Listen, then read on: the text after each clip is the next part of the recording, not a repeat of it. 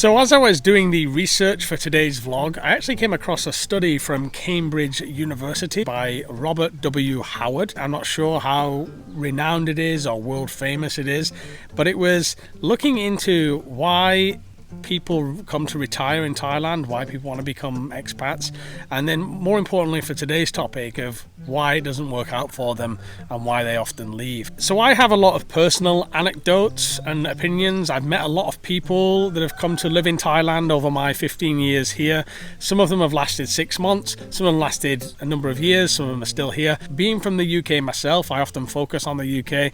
So really the topic of today was born out of my own personal kind of observation and experience on the matter. But when looking deeper into it, I was actually surprised there was a real study on this topic. So I know that most of my subscribers can probably guess the reasons why people wanted to move to Thailand. Obviously, it is actually cheaper to live in Thailand than it is in the UK. I mean, debatable on some things like when my dad tells me his grocery bill and he's shopping for certain foods and things like that, actually it turns out it's cheaper in the UK on some things, but when it comes to kind of rent and council tax and things like that, obviously Thailand wins.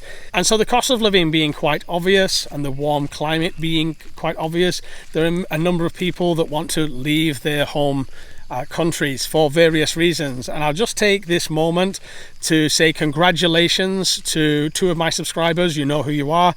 Both have actually left the States. One has gone to Laos and one has gone to somewhere in rural Thailand. Congratulations on finally making the big move. And finding a partner, an attractive partner. A lot of people do come to Thailand just for this. They see both the good stories and the horror stories on YouTube and they think, well, why not try my luck? I'm just arriving here at the noodle place, but I don't know if she's open or not yet. We'll see. Lambert Liang Kap. The good old noodle lady.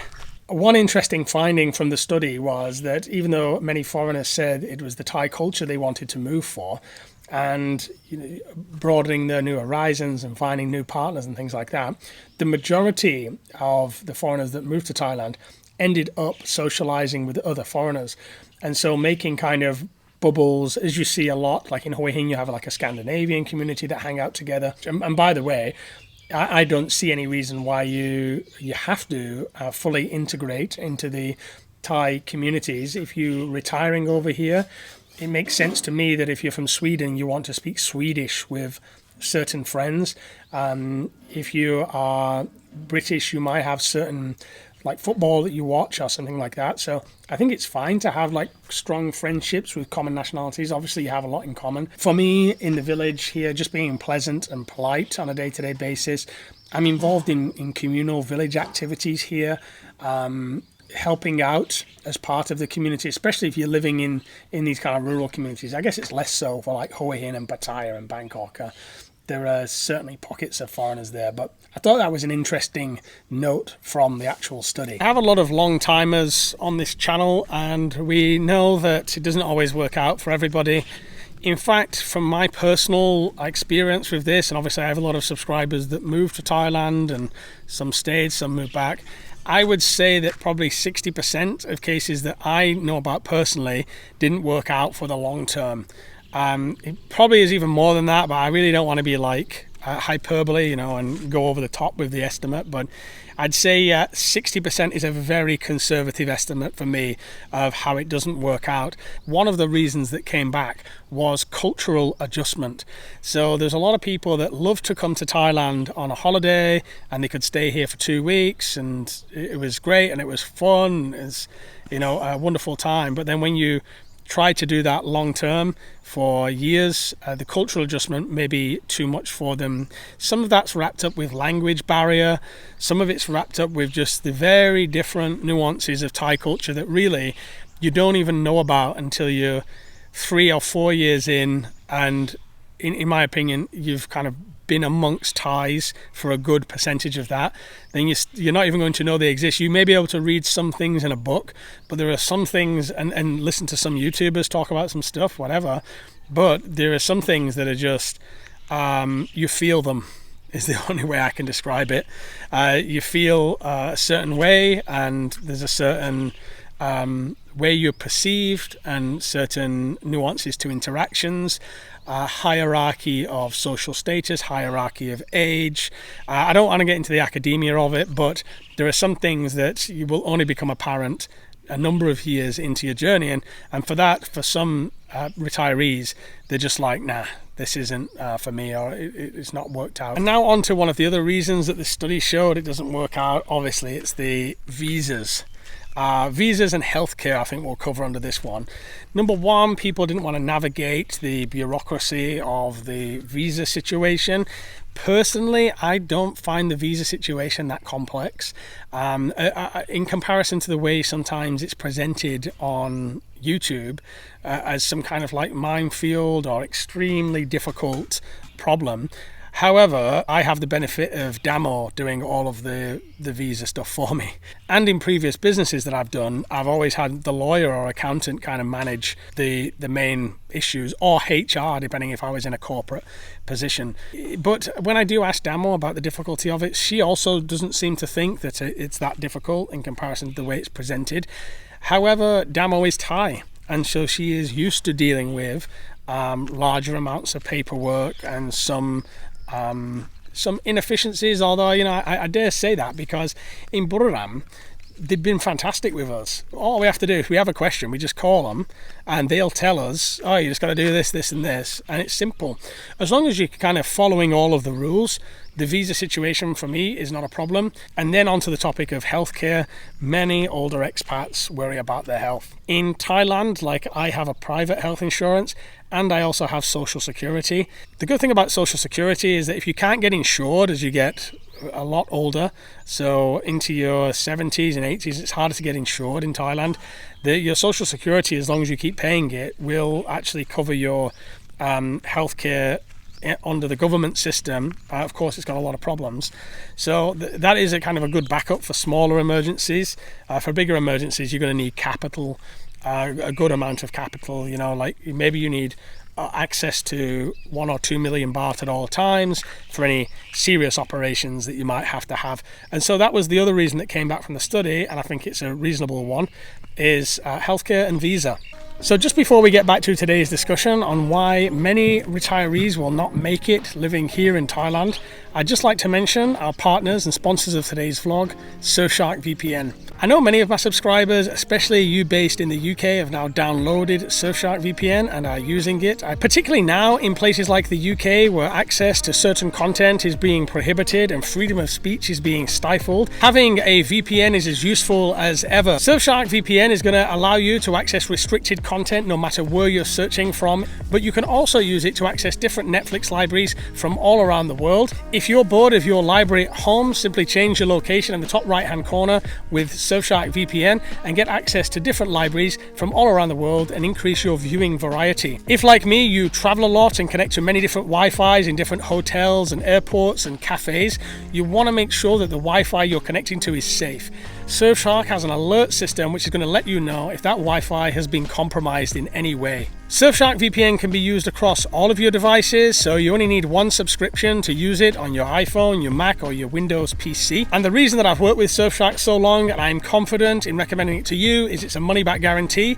So if it doesn't work out for you, you can get your money back. Right now, you can get 4 months extra. You can use my code word NAKEDGURU at checkout. Download the app or go to www.surfshark.com/nakedguru.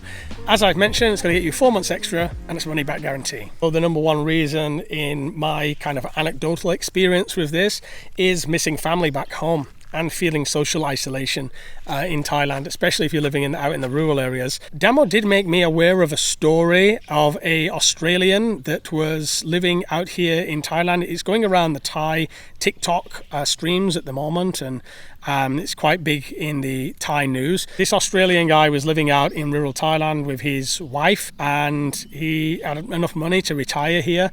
I think the wife was involved in some form of drugs, and she started to spend all his money, and then he ended up selling a property in Bangkok to kind of pay for the lifestyle, and he was in a very dire and serious situation.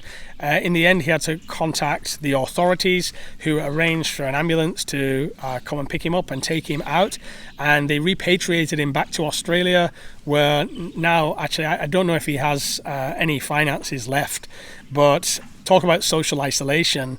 He was stuck there in a kind of dangerous situation with druggy people around him, people that he thought he could trust, and this can happen. Obviously, he's got no community there and no family there to kind of look out for his best interests. I mean, to avoid that particular situation, you probably want to stay away from a partner that is addicted to alcohol or drugs, or and really vet somebody for the long term to avoid that. But that kind of that's an extreme case as well, but social isolation of people missing family, people missing friends, certain routines and cultural things that happen back home, that's another common one. So you may hear in the background here a little bit of Khmer. That's because my wife's village here is Khmer. My wife speaks Khmer, her mum speaks Khmer.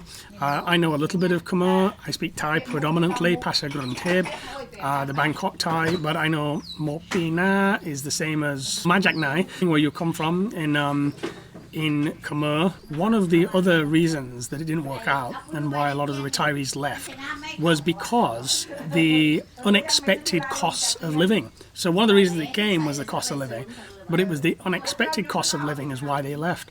And I can definitely empathize with this, because there's been times years ago when I first came, over a decade ago, I could get away of spending 30,000 baht a month and living quite a nice lifestyle. These days, I've got kids as well, so you have to take that into account, but it costs much, much more than that. Every month I do my budget, right? This is 100% true. I do the budget and I track everything that comes in and goes out, and my expenses are quite high. I don't take into account my business expenses. But in comparison to a normal expat, I think my expenses are quite high. I've said it on the channel before, I'll spend between 80 and 120,000 a month. Now, there always is a time where I'm thinking, one day there won't be this kind of additional expense, and then my actual basic costs will be fulfilled. And that day never really comes, because there's always something. Now, I actually do a lot of home improvement, which I factor into my spend every month. So there's a lot of that going in. I've done a lot of home improvement, so I'm factoring that in. But there's a lot of unforeseen expense here, and I think that's where a lot of retirees trip up, is they didn't budget for the things that they can't budget for. Like, you can't budget for a heart attack, like my friend had not so long ago, which put him in hospital, and he required cash, I think 300,000 just to get them started on the operation, but then the finished operation was over 1 million baht, and again, no insurance. So there's these things that you can't budget for. In the end, Thailand, a lot about living in Thailand is about money. So the other one that wasn't massively highlighted in the study, but was pointed to, was obviously the drinking. Like, what could be better than cracking open an icy cold beer on a hot day under the banana tree leaves? Well, that's all good and well, except it's always a hot sunny day under the banana leaves. And I think in the UK we have it quite programmed that wherever the sun's out, you crack the beers open, because it's just a rare event, and so you got to make the most of it and get your suntan. In Thailand, it's not a rare event, it's a daily event. And so you kind of got to mitigate that mismatch, something that I did not do quite successfully on my first, let's say, decade in Thailand. I can talk about it now, I guess, but before I didn't do that very well. Owning a jazz bar as well and playing saxophone on my stage every night didn't help with that situation, because it was just one big drink fest. I think one thing we take for granted is that we are going to live for a very long time. So my thinking was always like, live for the day and have as much fun as you possibly can today. You're going to be dead soon. But turned out I was wrong. And what I considered soon is not actually soon. Like, life just goes on and on and on, don't you think, sometimes? Come on, Charlie. I guess that's why people under budget as well, because they think, I have X amount of money, that's going to last me for this number of years. And then you outlive those number of years, or that you just drastically undervalued the amount that you're going to require. So getting in the party lifestyle, I actually think it's the downfall of a good percentage. and it may even be behind a lot of the other ones that we've discussed today. Like, for example, you drank so much and partied so much that the money that you had for your healthcare is gone. Or you drank so much and you partied so much that you didn't have the money in your bank for your visa. And so I think that the alcohol could be behind a lot of this kind of stuff. What do you cap? By กินข้าวที่นู่น กินก๋วยเตี๋ยว Yeah, so I mean, you party too hard and you run out of money and you're done. And finally, the last one is getting everything taken and stolen from you. So the number one Thailand YouTube video out there, it seems, of everybody getting ripped off. I believe I've been advised that this is more prominent with the relationships that are formed in the more modern day, in comparison to a lot of the relationships I know of that are 10 years old and 15 years old, including my own. I guess I know a lot of success stories and I know very few failures. Any failures I know about, I just know about them from either YouTube videos or like gossip. The relationships that I know of directly are all pretty successful. I've got a friend that's married to a microbiologist in Bangkok. I got another friend in Hoi Hin, and he's been with his missus she's very beautiful too, and he won't mind me saying that he's not the most handsome guy in the world, but they've had a relationship for over 10 years. I've been through so many success stories on this channel. In fact, this channel is pretty representative of success stories, and so it's not something that I'm massively in contact with. I don't go looking for it, to be honest, but obviously it's a big problem of getting all your stuff just taken, investing in a house, building a house. I mean, I will say on the gossip part of that, I know houses being built in villages close by where the girl's building it and she's got multiple partners funding it. So I mean, I know a lot of these, I don't know who they are or who the foreigners are involved. I just know that they send monthly salaries and houses get built, And as I often say on this channel, just don't put yourself in the situation where that can happen to you. I have some rules in the FAQ, in the pinned comment. I put the FAQ there just so I don't have to answer the same old accusations and comments. The FAQ kind of explains what I do to mitigate such things. But otherwise, this is obviously a problem, and it's one of the reasons why some retirees don't make it. Now, when I spell it all out like that, in terms of this study, it's a minefield. You'll set yourself up well if you're financially fit. Financial fitness and mental fitness is going to be the precursor to a successful retirement and life in Thailand. That's just from what I've come to learn of doing this a long time and talking about this a long time. I know it doesn't please everybody for me to say that, but it is, unfortunately. That's the way you're going to set yourself up for the long term. And so I hope you found it interesting, this little talk. I'm sure that I've missed some stuff, and this study's missed some reasons that you can drop in the comments below, and maybe even reasons for coming too. There's new, since this study was done, there's new reasons to come to Thailand. Being a crypto tax haven is one of them since this study was conducted, and not having to pay capital gains tax on crypto is one reason. I mean, there are many, but it's the minority that I end up actually making it work. And you know what? When we say making it work, that doesn't mean that it should work. It's not for everybody. And so it's not that returning home was some kind of failure. They failed to make it work. It just didn't work out, and it wasn't for you. And that's right. I wouldn't recommend my lifestyle for everybody, certainly not. I think some people would really not do very well in my situation. For me personally, I thrive in it, I enjoy it, and I'm very thankful for it and grateful for it, but that doesn't mean it's for everybody. So thanks for checking in today, guys. I appreciate it. As ever, I've got the links below for you for your Surfshark VPN or your fruiting body mushroom should you want some. Check those links out and let me know how you get on.